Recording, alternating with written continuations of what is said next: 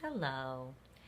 One of the feelings that we all have in common is a tremendous uneasiness with ourselves for having put up with their behavior and the things that they do to us. I know that I went through a very tedious period of tearing down feelings of idiocracy that I would put up with things, disbelief in myself that I would put up with things, being mortified that I put up with things. And in doing all of that tearing down, I started to shift perspective, and I want you to have this perspective because it sheds a much more positive light on myself, yourself, anyone who can maybe adapt this new perspective. I could not, the amount of mortified that I was, I thought I can't even process that I accepted all those behaviors. Oh my God, how could I even go forward and make peace with that ever? I started to think about it in a different way.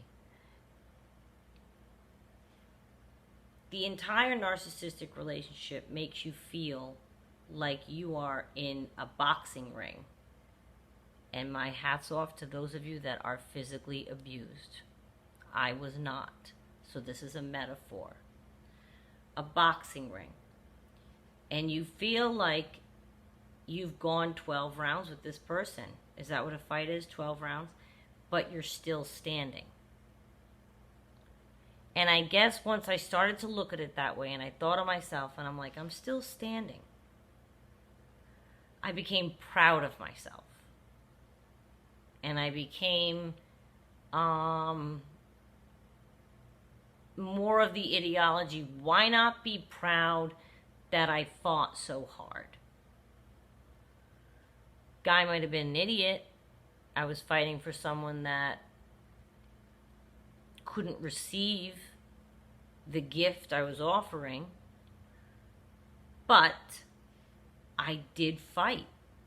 And I became very proud of the strength that I exhibited, of the grace that I exhibited when I wasn't being not graceful. I was proud of me coming to terms with it. I was proud of me walking through the fire. I was proud of me handling it the way that I did. Now, there are my own behaviors that mortify me. His behaviors still mortify me. Of course, I'm not saying those things go away. But if you stood your ground and you made it to the other side, like I made it. Some of you are out, some of you are still in, but I made it. And at the end, it just, you feel like you're still standing and you've taken 12 rounds of, and I was very proud. And of course, I would rather harbor resentment forever. And I would rather harbor feelings of being mortified at the path that I took forever. But I'm always very concerned with what I let sit in my psyche for too long. I gave it my all. I've seen how capable I am. I've seen the wherewithal I have. I've seen the commitment that I can show. I've seen how I can communicate with someone, communicate my feelings. And this was all one-sided, obviously, because I wasn't in a healthy relationship where they could receive good communication, receive love and strength. And no, but I look at it like I was a warrior for a while. I did it. I managed to get through to the other side and be still standing in that boxing ring. So when I started to look at it that way and have a better outlook on myself than just, oh my God, Renee, how could you have put up with that? We've done that to ourselves. That's fine. We've already said that.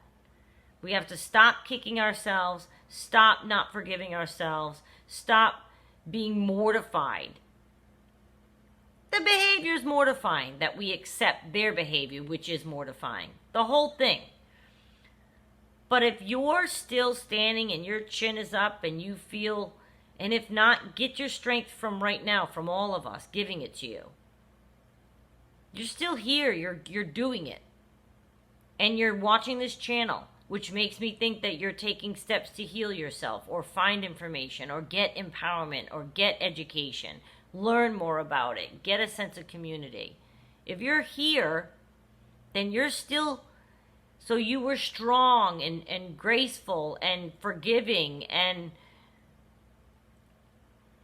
there's nothing wrong with trying to stand there with someone who you think is broken. And many of us, some of us, are codependent and or empaths, and it's our nature to fix the broken person. It's our nature to fix them, and we don't want to give up. That's part of the healing and the fixing that we're trying to show them. Part of that is, I'm not going to give up on you. Oh no, I got you, I got you, I got you. Well, guess what? Now I got myself.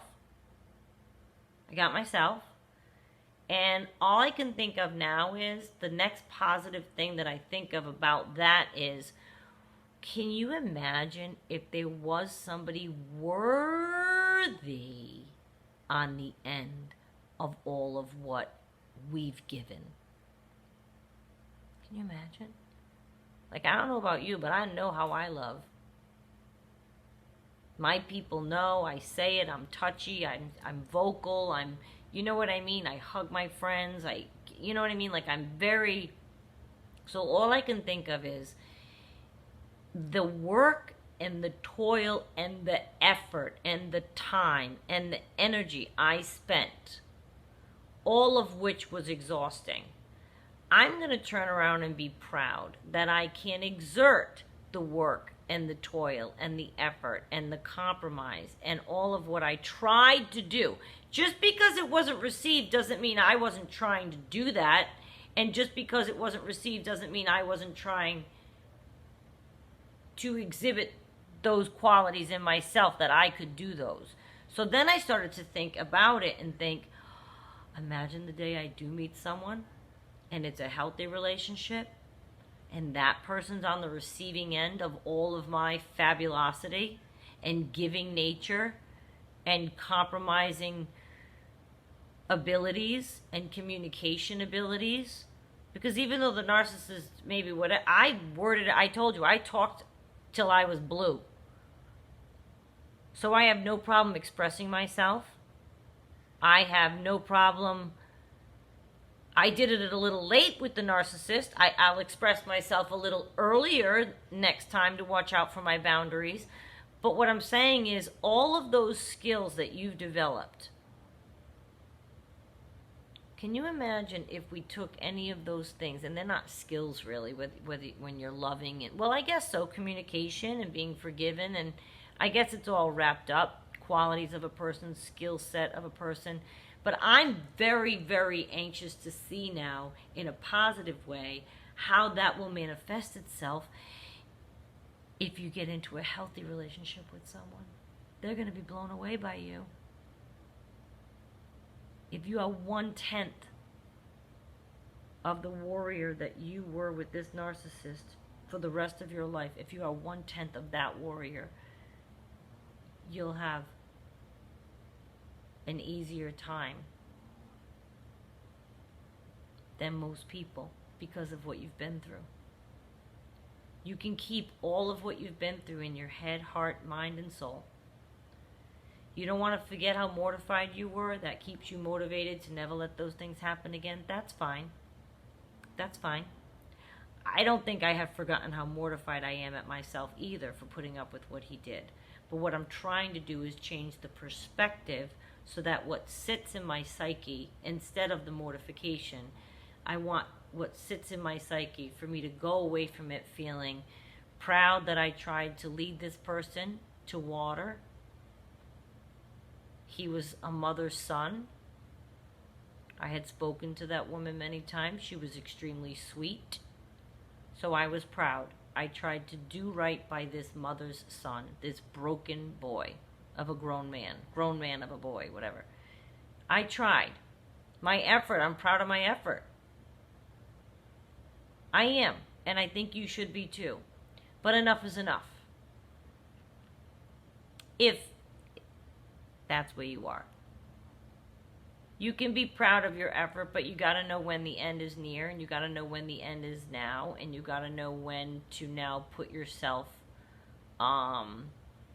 first, because someday that'll be just wow. The possibilities are endless. When I look ahead and think how much effort I'm willing to put into a relationship, can you imagine if I matched with someone else who's willing to put in the same amount of effort? We'd go to the moon, Alice. It would be off the chart. Because I know I put in 100,000%. So if you are that type of person, you should treasure that about yourself and be very proud of yourself. But if you pull the plug on it, that doesn't mean that you didn't win. You fought hard. You fought hard. That's something to be proud of. You gave it I gave it my all. There was nothing else I could have given. I gave everything. Tried every conversation, tried patience, tried everything. And I'm proud of all the things I did. And I'm going to take them all forward and channel them into a healthy relationship with a healthy person when I'm ready. And I know that I will take the things that I have always liked about myself, that I've always been good about myself, that I did let the narcissist have, meaning my patience and meaning my love and meaning I will take those forward, and I will have those again for somebody else. The narcissist doesn't own those. Those are you. Those good qualities are me.